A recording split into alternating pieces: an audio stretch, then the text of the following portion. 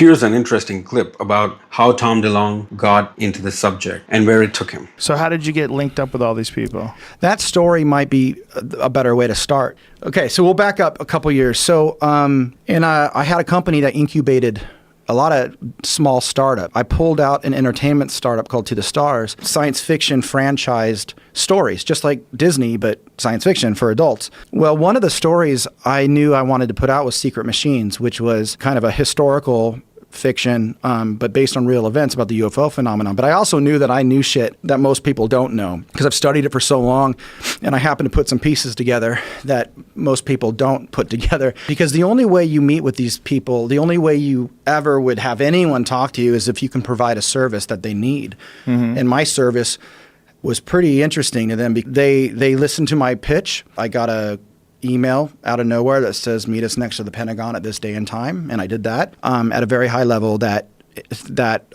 closed the door, looked me in the eye, and says, "Okay, I'm going to introduce you to somebody with a general," and the general is listening to my little stump speech about what I want to do with this franchise because I definitely didn't want to, I wasn't looking to like force disclosure, and I wasn't looking to be rogue and break secrets. I was like, look, I know what's going on here, and you guys are doing a kick-ass job, and I would have done the exact same thing should I have been the guy at the top that had to make some really hardcore decisions 70 years ago.